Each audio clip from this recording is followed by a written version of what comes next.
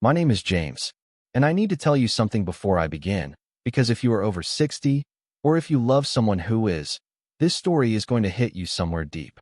At 74 years old, I stood in a motel parking lot with 2 suitcases, a box of books, and exactly $380 in my checking account. The house was gone.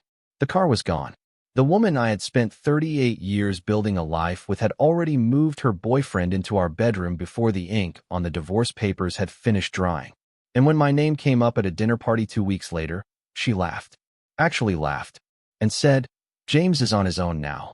Who wants a man that old? He should have thought about that before he became invisible." I am going to tell you what happened next. Not because I want sympathy. I stopped needing that a long time ago. But because what happened next is something I never saw coming. Something that changed every single thing. And because I made 3 decisions in that parking lot that most men in my position never make. And those 3 decisions are the reason I am sitting where I am right now, telling you this story instead of disappearing quietly like the world expected me to. Stay with me, because this is not a story about money, although money is absolutely part of what happens. This is a story about what a man actually is when everything that was supposed to define him is gone, and whether it is too late, at 74, to find out the answer. I do not think you are ready for what comes next, but keep listening anyway. Underscore.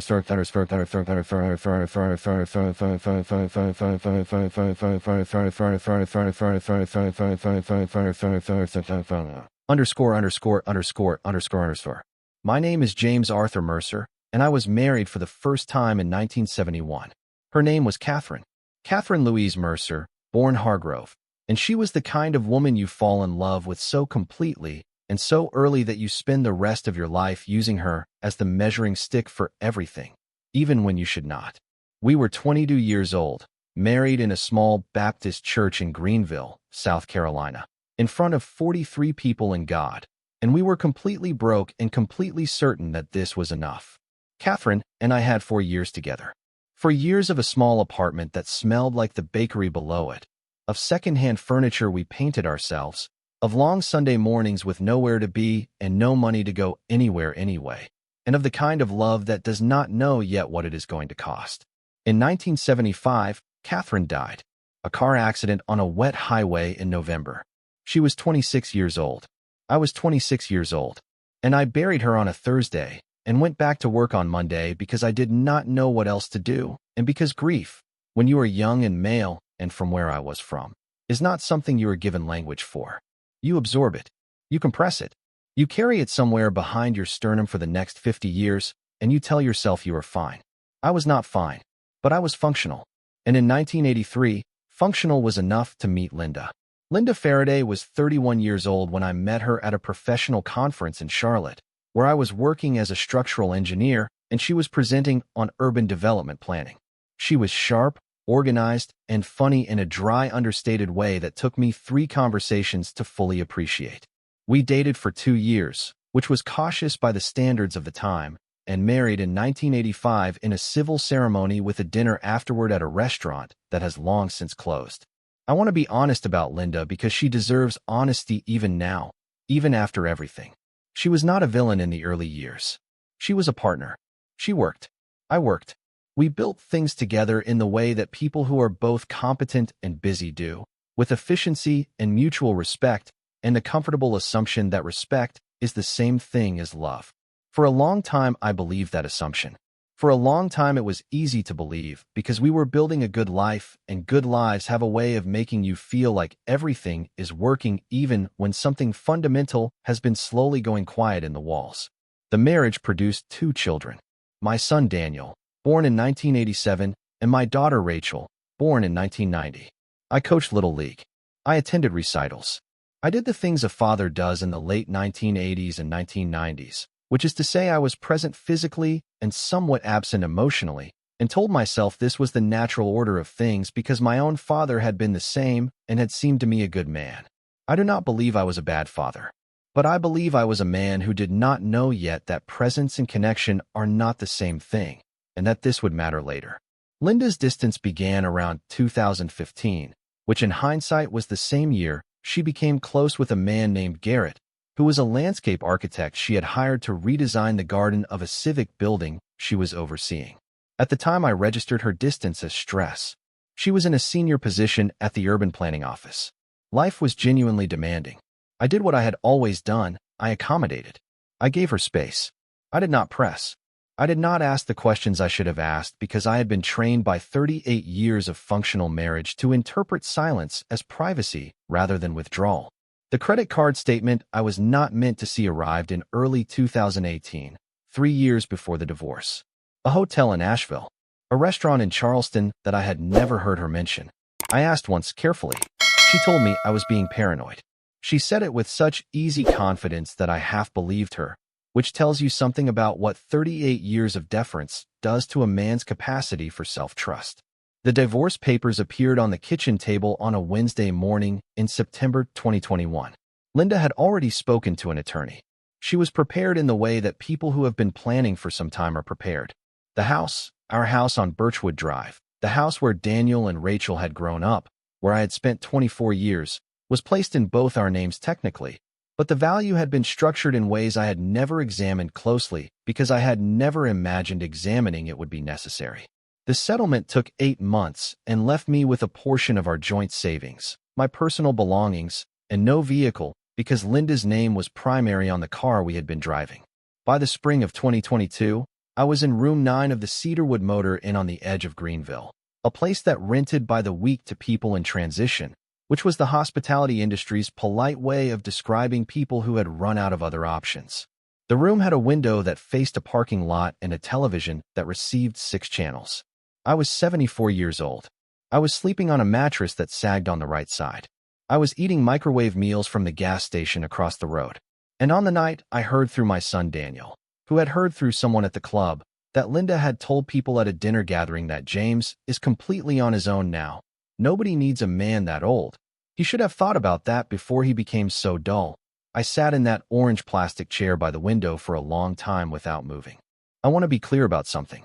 The pain of that moment was real. I am not going to perform dignity by pretending it was not. I was 74 years old, and I had been discarded and laughed at, and the laugh was the worst part. Worse than the settlement. Worse than the parking lot. Worse than the sagging mattress. The laugh said, "You do not matter enough to be taken seriously. You do not matter enough to be treated even with the basic courtesy of being insulted directly." I sat in that chair for perhaps an hour. And then I made a decision, the first of the 3 decisions I mentioned at the beginning. I decided I was not going to disappear. Not because I had any particular plan. I did not. I had $380 and no car and a box of books and a stubbornness that Linda had always called my worst quality and that I was now beginning to understand was actually the most important thing about me. The stubbornness. It felt, that night, like the only thing I still actually owned. I will tell you about the second decision in a moment. But first I need to tell you about the morning everything changed, because it happened in a way I did not see coming, and I want you to understand exactly how it arrived. It was a Tuesday in late April, overcast, the particular gray of a southern spring morning that cannot decide if it wants to rain. I was in the motor inn lobby, not because there was anything interesting in the motor inn lobby, but because the chair in my room faced the parking lot, and the chair in the lobby faced a window that at least showed a strip of sky. I had a cup of coffee from the machine, and I was doing nothing except trying to think clearly, which is harder than it sounds when you are 74 and alone and your life has been compressed into a single room. A man walked in. He was perhaps 55, wearing a dark jacket, carrying a leather briefcase, and he had the particular posture of someone accustomed to delivering news that reorganizes people's lives. He asked the clerk at the front desk if a Mr. James Arthur Mercer was currently staying at the property. I looked up from my coffee. He introduced himself as Thomas Caldwell, an estate attorney from Columbia.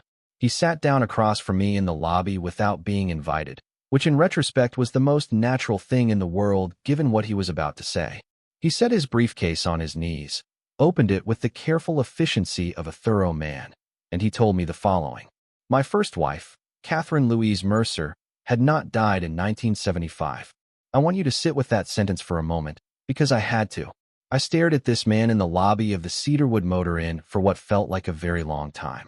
I told him what I knew. I told him Catherine had died. A car accident. I had identified her. I had arranged the burial. He listened with the patience of someone who had rehearsed exactly how to receive this response, and then he told me, carefully and without dramatic emphasis, that what I believed about November 1975 was not what had actually happened. The accident had been real, but Catherine had survived it, unconscious and unidentified for 72 hours in a hospital in another county. A hospital that had her listed as a Jane Doe because her identification had been lost in the wreck and because the car she had been driving had belonged to someone else. By the time her identity was established, I had already been informed of her death by a sequence of bureaucratic miscommunications that had never been formally corrected. Catherine, upon recovering and learning what had happened, what I had been told, had made a decision that took her the rest of her life to understand and that she had ultimately been unable to make peace with. She had not come back. Thomas Caldwell said this plainly. He used the word cowardly once, without apology on Catherine's behalf, because it was accurate. Catherine had been 26 years old. She had been frightened and overwhelmed, and she had convinced herself, incorrectly, that I would have already moved forward, that coming back would cause more damage than staying gone. She had been wrong. She had known she was wrong within a few years. And she had spent the next 47 years living in Portland, Oregon, building a life and a career in educational publishing, never remarrying, and carrying the weight of a decision made in a hospital room when she was 26 and terrified. Catherine Louise Mercer, using her maiden name Hargrove professionally, had died on February 3rd of that year. She had left an estate valued at approximately $51 million, the result of 4 decades of shrewd investment and the sale of an educational publishing company she had co-founded in 1989. She had left it to me. There was, Thomas Caldwell added quietly, one condition. The coffee cup was still in my hand. I do not know why I remember that detail, but I do. The coffee had gone cold. I did not sleep that night. I lay on the sagging mattress in room 9, and I looked at the ceiling, and I tried to arrange the facts into a shape that made sense, and they would not arrange. They kept rearranging. Catherine was alive. Then she was not. She had been alive for 47 years while I grieved her and moved forward and built an entire second life and raised children and grew old. She had kept a decision made in a hospital room at 26 as a wall between us for nearly half a century. And she had died with that wall still standing. And now she was trying to say something through paper and legal process and an estate attorney in a motor-inn lobby that she had not said in 47 years of silence. The question that kept surfacing was not about the money. The money did not feel real yet. The question was simpler and more devastating. What do you do with a grief you already buried? What do you do when the person you lost turns out to have been lost in an entirely different way than you understood? What do you do at 74 with the realization that one of the foundational facts of your life was not what you were told? I gave myself until dawn to sit with those questions without trying to answer them.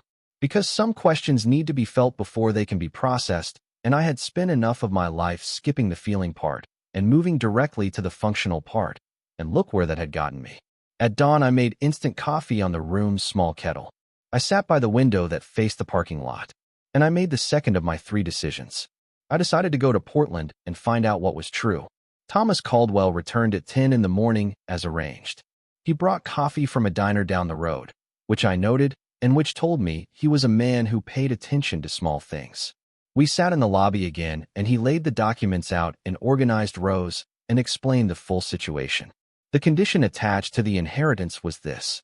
Because Catherine's survival and subsequent life had created a probate situation of unusual legal complexity, because the formal record of her death in 1975 had never been officially corrected, and because the estate's validity as a bequest from my original legal wife depended on establishing that our marriage had never been legally dissolved, I would need to formally attest to my identity, submit to a review of our original marriage documents, and appear at a probate hearing in Portland within 60 days.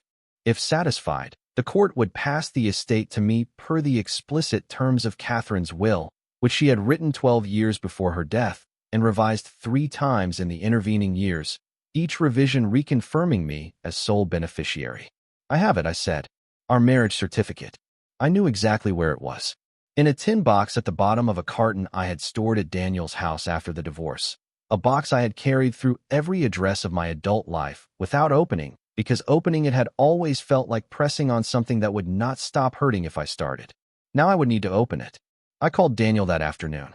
Our relationship had become careful since the divorce, not because he had chosen Linda's side, but because watching a parent's marriage end at 74 produces in adult children a particular species of helpless discomfort that tends to express itself as emotional distance. I told him I needed to come by and collect the carton. I did not tell him why. I needed to understand the full shape of what I was walking into before I handed it to anyone else's interpretation, because at 74 I had finally learned that other people's reactions have a way of becoming part of your own thinking before you have finished thinking. The tin box was exactly where I had left it, on a high shelf in Daniel's garage between a toolbox and a rolled-up tarpaulin. I opened it in my car in his driveway. Inside, our marriage certificate dated June 12, 1971. 3 photographs from the wedding. For letters I had written Catherine during the summer before we married when I had been working a job in Charleston. A dried flower, a small wildflower she had pressed between 2 pieces of notebook paper and given me on our first anniversary because she said she wanted to give me something that had been alive and that I could keep. I sat in that car for a long time with that flower in my hand. I did not cry. I had not cried since the morning Linda put the envelope on the kitchen table, and the habit of not crying had become something structural in me by now, load-bearing. I simply sat, and then I put everything back in the box, drove to the motor inn, and began making a list. The flight to Portland was my first time on an airplane in 9 years. Linda had stopped wanting to travel sometime in the early 2010s, and I had accommodated that the way I had accommodated a great many things, which is to say completely, and without registering that accommodation was what it was. Sitting in the window seat watching South Carolina give way to clouds, I felt something I had not expected. Not happiness. Something more structural than happiness. The specific sensation of a room opening up that you did not know was behind the wall. Thomas Caldwell had arranged a clean hotel near the probate attorney's office in downtown Portland. The room was warm. The bed was properly firm. There was a window looking out onto wet pavement and bare-limbed trees, and it was more dignity than I had inhabited in months, and I stood in the shower for a long time that first evening simply because I could, and because dignity matters even in private forms that no one else witnesses. The probate attorney was a woman named Margaret Sue, late 40s, reading glasses on a chain, the careful efficiency of someone who had spent 30 years converting complicated human situations into legal language. She examined my documents with focused precision. The marriage certificate, the photographs, the letters. She noted that the handwriting in the letters I had written to Catherine matched authenticated samples from my own professional correspondence that the estate had obtained through standard due diligence. She photographed everything and explained that a formal hearing would be scheduled within 3 weeks, pending a standard period for other parties to file contestations. Other parties, I repeated. She looked at me over her glasses. Catherine had a son, she said. His name is Marcus Hargrove. He is 49 years old. He lives in Seattle. He was not named in the will. I absorbed this. Catherine had a son. Somewhere to the north there was a person who was my first wife's child, and who was not mine, and who had not been left a single dollar of a $51 million estate, and who had known about this, and about me, for some time before I had been located. I thought about what a week of knowing gives a person. A week to consult attorneys. A week to plan. A week to decide on an approach. I was not suspicious by nature, but I was also no longer naive. 2 things can be true simultaneously, and at 74 I had finally stopped pretending they could not.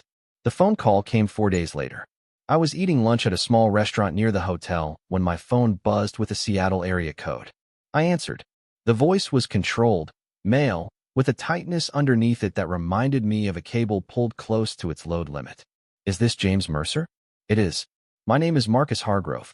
I think we should talk. He chose a restaurant, a formal one with linen tablecloths and a wine list, the kind of place chosen to project a particular image of stability. He was already seated when I arrived. Tall, with Catherine's coloring, her eyes. That hit me unexpectedly, seeing her eyes in a stranger's face across a restaurant in Portland. I kept my expression even. We shook hands. We ordered food neither of us intended to properly eat. The opening was an apology. Structured, practiced, hitting the expected notes about grief and overwhelm and acting rashly. He said this about a woman he had come to Portland with, a girlfriend named Tessa, who sat at his side in careful silence. He apologized for whatever preliminary steps had been taken before I was properly in the picture. Preliminary steps. I filed that phrase. Then the pivot. He described his childhood. Catherine coming and going. Difficult years. Him choosing as an adult to build a relationship with her, to show up, to be present when it was inconvenient, to manage her affairs in her final years, to be, he said, the family she had not otherwise had. He was not necessarily lying about any of this. He was selecting which facts to emphasize and which to leave in the dark. She was confused toward the end, he said, leaning forward slightly. More than her doctors officially recorded because she was proud and concealed it. James, I say this with genuine respect. The woman who wrote that will was not entirely the woman who would have written it with full capacity. There it was, under the linen napkins and the practiced warmth. The same argument in new clothes. Marcus, I said, setting my fork down. I understand this is painful. I mean that directly. But I want to be clear with you. I am going to the hearing. I am not withdrawing from the probate process. I am not accepting a partial settlement. I am confident in the documentation and I intend to present it. He looked at me for a long moment. Something behind his eyes changed. The warmth drained in the particular way of a performance that has lost its audience. You're making a significant mistake, he said. You're the second person to tell me that recently, I said. So far the score is not in favor of the people doing the telling. He named a figure before I left. $18 million, voluntarily, in exchange for me stepping back entirely from the probate process. Let the estate enter default status where he could bring a de facto dependent caregiver claim. I told him I would think about it. I had no intention of thinking about it. I needed to see what he would do next when he believed I was still undecided. This was the third of my 3 decisions, the one I made standing in the parking lot of the Motor Inn in Greenville. I decided that I was going to pay attention, that I was going to stop performing the comfortable male habit of assuming that situations would resolve themselves if I stayed decent and patient. I was going to watch. I was going to document. And I was going to be ready. I found out what Marcus would do next sooner than I expected. When I returned to my hotel that evening, I discovered that my room had been entered during a roughly 2-hour window in the afternoon. Nothing was taken. My documents were at Margaret Seuss' office in a secure lockbox. But my belongings had been moved, subtly, the kind of subtle that is only visible to a person who makes a habit of placing things in particular positions, a habit I had developed across 38 years of living with someone who moved things without noticing. I photographed the room before touching anything. I called Thomas Caldwell. Then I called the hotel manager. The keycard entry log showed an access during the window in question using a card that had been issued that morning at the front desk under a name that turned out to be registered to a private investigations firm based out of Seattle. I filed a police report, quietly, on Margaret Seuss' advice, and without announcing it to Marcus's camp. The following week, I also discovered, again through Thomas, that a man had appeared at Daniel's house in Greenville. Well-dressed, polite, claiming to be conducting standard due diligence on behalf of an unnamed estate interest. He had asked Daniel questions about my mental health history, about my drinking habits, I do not drink, about my capacity to manage large financial responsibilities. He had left Daniel a business card with the same investigations firm's name on it. Daniel called me, shaken and trying not to show it. I stayed calm on the phone. I reassured him. I told him to note everything the man had said and write it down as specifically as he could remember and send it to me. And then I called Thomas Caldwell and told him we now had documented witness contact in another state during active probate proceedings, which crossed several jurisdictional lines that Marcus's team had apparently not fully thought through. That was the second piece of formally documented evidence. Marcus called me directly 4 days later. He had abandoned the careful warmth of the restaurant. The cable under tension had given up pretending to be something else. You are making this very complicated, he said. I'm participating in a legal process, I replied. I have resources. I have documentation of her mental state in those final years that you cannot counter. I was there. You were not. What you have, I said, is documented witness intimidation and an unauthorized hotel room entry on record with the Portland Police Bureau. I would encourage you to speak with your attorney before continuing this conversation. A long silence. Then, you will regret this. He ended the call. He did not contact me again directly. The silence that followed I used wisely. I slept better than I had in years, which surprised me at first, and then did not, because I was no longer sleeping in the same house as a marriage that had quietly died years before it was formally buried, and the removal of that particular weight turned out to have been heavier than I had realized while I was carrying it. I also found, in those weeks of waiting, something I had not anticipated. A kind of human connection. In the small cafe I had begun visiting most mornings, there was a man who sat every day at the corner table with a newspaper and a deliberate quality of stillness. He was perhaps 70, silver-haired, compact, with the alert eyes of someone who had spent a professional lifetime listening to what people were not quite saying. His name was Frank Ellison, retired circuit court judge, transplanted to Portland from the Midwest. He came to this particular cafe because the owner did not play music before noon and because the light in the corner was good for reading. We started talking over a shared section of newspaper, and the conversation moved quickly from the abstract to the specific, as conversations do between people who have both arrived at an age where small talk has become genuinely tedious. I told him what I was navigating, briefly and without performance. He listened the way judges listen, completely and without visible reaction. When I finished, he said, "The key card log and the out-of-state witness contact are your strongest procedural cards. Don't show them before the hearing." This was not legal advice. He was careful to frame it as the observation of someone who had watched a great many proceedings from the bench. But it was exactly correct, and I knew it. We began having coffee most mornings. Frank brought his dog occasionally, an elderly Labrador named Horace who slept under the table with the philosophical composure of a creature who had discovered that simply being present was a complete and sufficient purpose. I found I looked forward to those mornings more than I expected, because what Frank offered was the specific comfort of being taken seriously, of being spoken to as a man who was navigating a difficult situation competently, rather than as a 74-year-old surplus person whose best days were behind him. The world has a way of making you absorb its assessment of you if you spend enough time inside it without contact with anyone who sees you differently. Frank simply spoke to me as one capable person to another. It was ordinary, and it was exactly what I needed. The probate hearing was held in Multnomah County Courthouse on a Thursday in early April.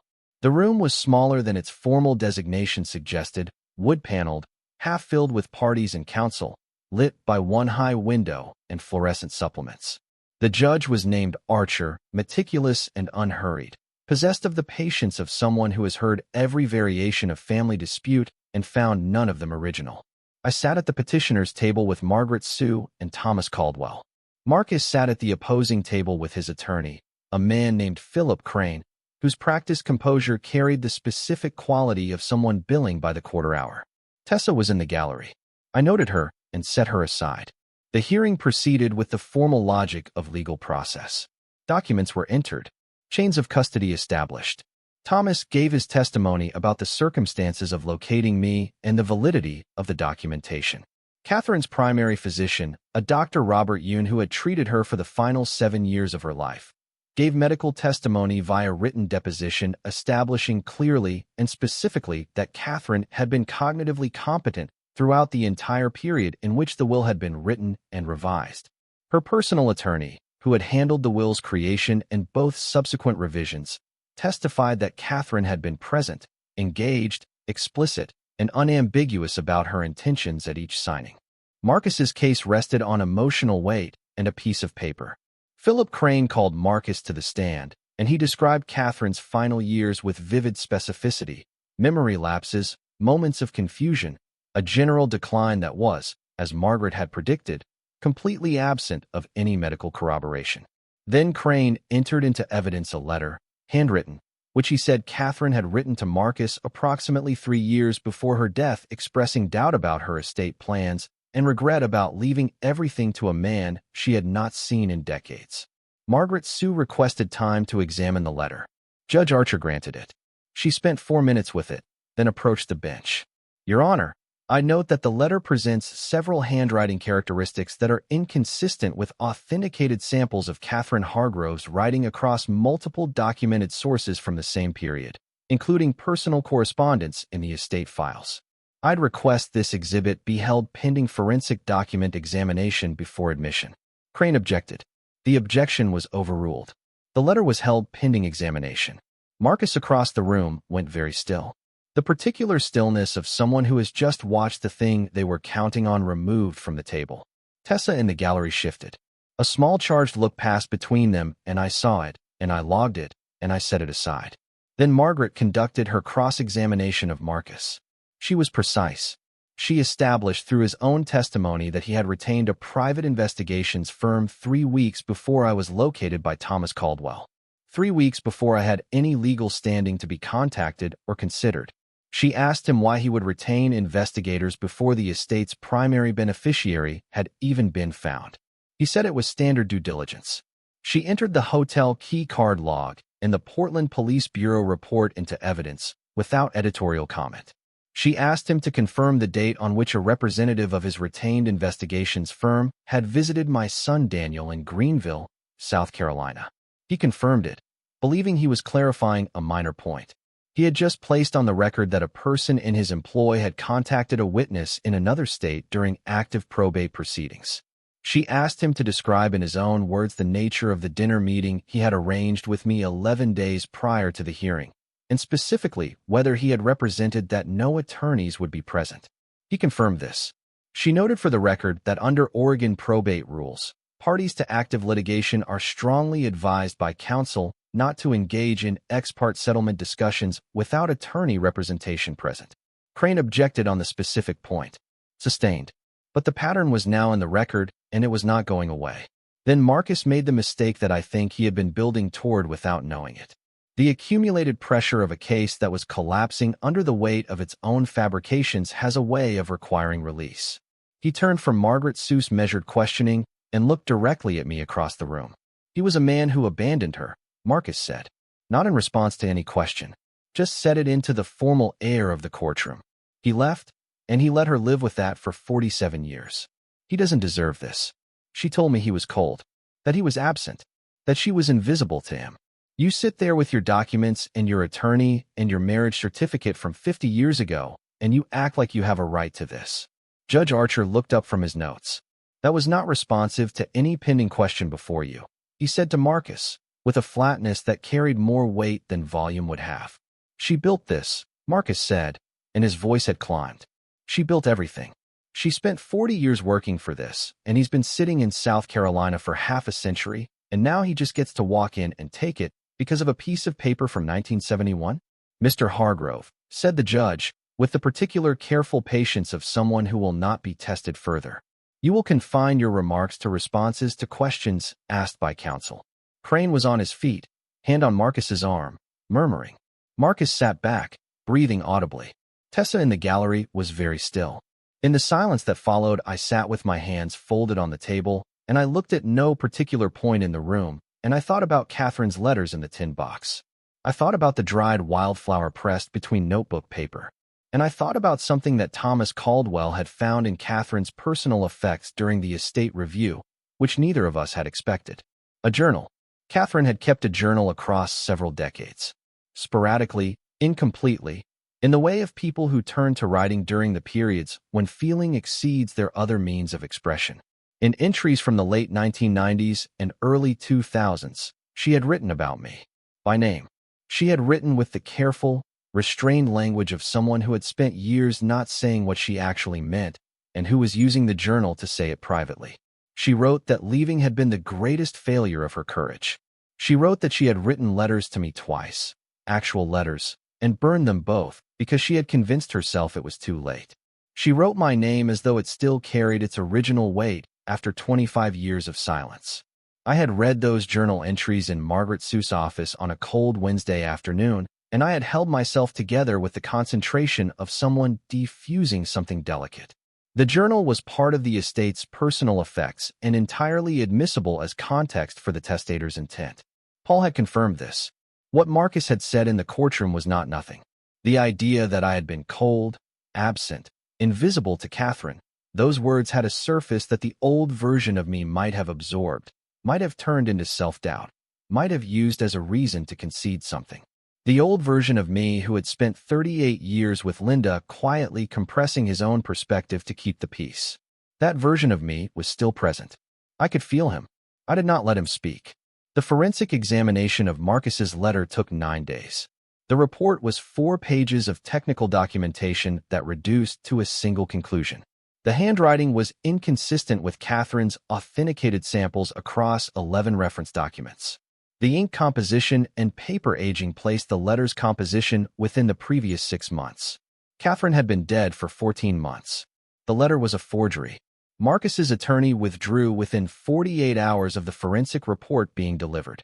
Attorney withdrawal during active litigation is a signal that speaks for itself, and what it said about Philip Crane's assessment of his client's conduct required no translation.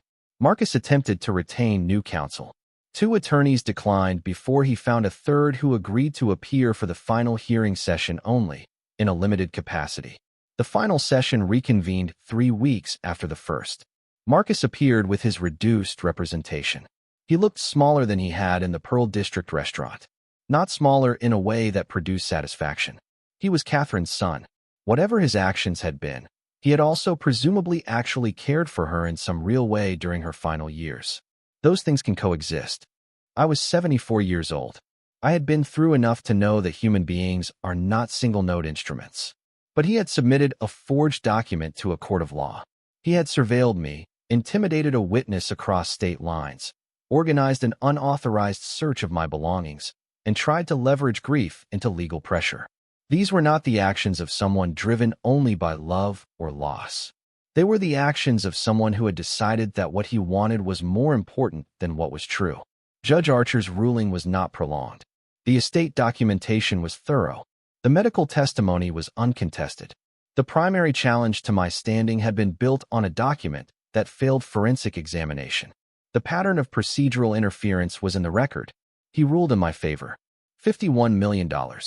The estate of Catherine Louise Hargrove, born Mercer, passed to James Arthur Mercer as the lawful beneficiary per the clear and competently expressed intentions of the person who had spent 47 years figuring out how to say what she had not been brave enough to say while she was living. I signed the documents in Margaret Seuss' office that afternoon. Thomas Caldwell was present.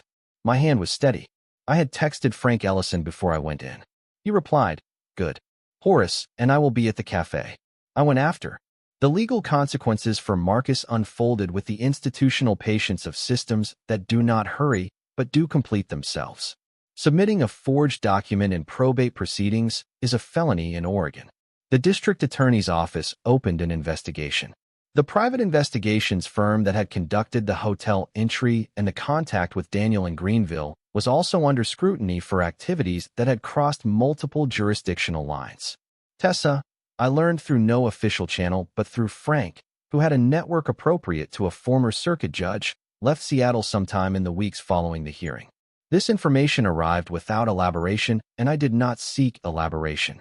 Linda in Greenville heard about the estate through mutual acquaintances, because news of that nature travels in a mid-sized southern city with the efficiency of things people find both interesting and slightly uncomfortable. Rachel told me that Linda had asked about it carefully, that she had been quiet on the phone, and that Garrett, the landscape architect, had been, according to sources Rachel described only as reliable, considerably less enthusiastic about their arrangement once it became clear that I had not, in fact, disappeared quietly. I did not call Linda. I felt, when I thought of her, a mild and uncomplicated disinterest. Not anger, not satisfaction. Something more like the feeling of walking past a house you used to live in and finding that it looks smaller than you remembered, and that the new paint is not to your taste, but that this is genuinely not your concern. I stayed in Portland. This surprised me for about a week and then stopped surprising me, because the city was quiet and green and possessed of a quality I could only describe as a lack of performance, a place where people did not seem to need to signal their significance through noise or display, which suited a man who had spent too many years around people who did. I found an apartment in a neighborhood with a courtyard garden visible from the living room window and morning light that arrived at an angle I had not consciously known I was looking for until I found it. It was the first home I had chosen for myself, by myself, without accommodation or compromise of any kind, in my entire life. I bought furniture that I selected because I liked it, not extravagant. I have never had extravagant instincts, and I did not develop them at 74. But solid, well-made, chosen by a man who finally understood that the things around him were allowed to reflect what he actually preferred. I called Daniel and told him to call off the second job he had taken since his own difficult year in 2020. He refused the first time. I told him he had 30 seconds to change his mind before the wire transfer went through anyway. He said, "Dad, you can't just," and I said, 30 seconds. and he laughed for the first time in a long time. A real laugh. The kind that costs something and means something. I had not heard that laugh since he was young, and I sat with it for a moment after we hung up. I called Rachel, and we talked for 2 hours. The longest phone call we had had in 15 years. She cried once, briefly, when I told her that I was genuinely all right. Not performing all right. Actually all right. She said she hadn't realized she'd been waiting to hear that. I hadn't realized I'd been waiting to say it. Spring arrived in Portland with the extravagance of a city that knows how to make the most of it. The courtyard garden outside my window filled in green by increments. I developed routines that were entirely mine. Morning walks to the cafe, breakfast with Frank, an afternoon hour by the window with a book chosen because I wanted to read it rather than because I felt I ought to. I signed up for a woodworking class, something I had thought about for years and always deferred because Gerald had kept their tools in the garage at Birchwood Drive, and I had not wanted to start something there that felt like it belonged to a different version of the house. I joined a group that did restoration work on historic buildings, which was close enough to structural engineering to feel familiar and different enough to feel like something new. Thomas Caldwell came to the apartment one Thursday afternoon to finalize some remaining estate documentation and mentioned, without urgency, that Catherine had left a sealed letter. For James, the envelope said, "When the time is right." I thanked him. The letter sat on my kitchen counter for 4 days. On the 5th morning, I made coffee and sat at the table by the window and opened it. 7 pages. Handwritten. The handwriting was hers, or what her handwriting had become, 60-something and steadier than her younger letters, but with the same particular formation of the capital J that I had recognized across 50 years without being able to explain how. She apologized without softening the apology with excessive explanation. She named what she had done plainly, and she named the word for it without flinching. She described 1975, the hospital, the fear, the decision made in a white room by a 26-year-old who did not yet understand that the decisions you make from fear are the ones that cost you the most. She described the letters she had written and burned. She described the particular shape of a regret that you carry so long it begins to feel like part of your body, like a bone you were simply born with, and how strange and terrible it is to realize late in life that you put it there yourself. At the end she wrote, "I do not know if you found another life. I hope you did. I hope it was kind to you. Mine was good in many ways, and I do not want to ask for your forgiveness for something I spent 47 years not having the courage to ask for while I was still present to hear your answer.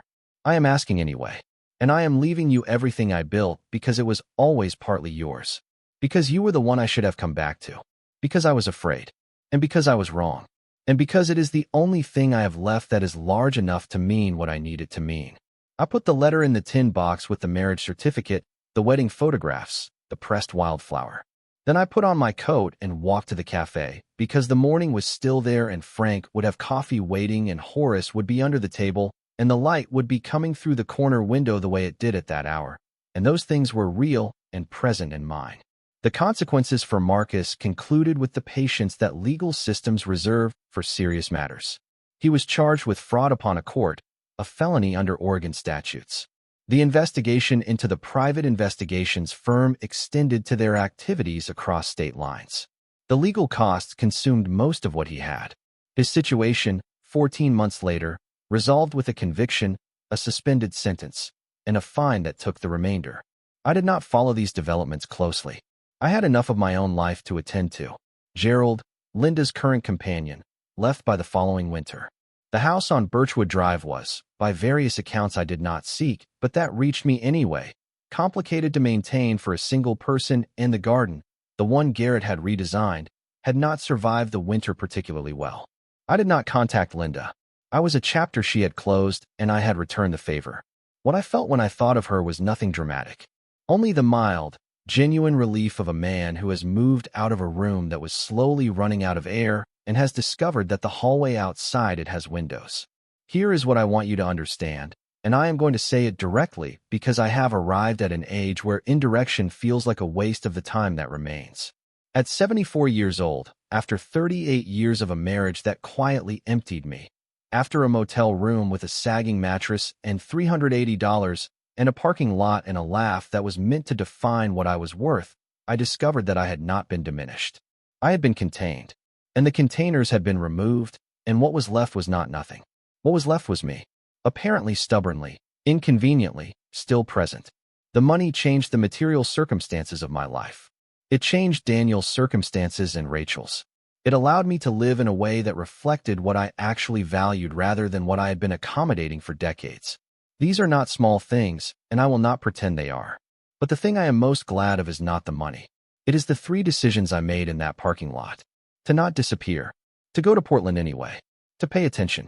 Because what I learned, in those weeks in Portland, in that probate room, at that breakfast table with Frank and his philosophical dog, is that a man's dignity is not located in the things he has accumulated or the position he holds or the woman who chose him or did not.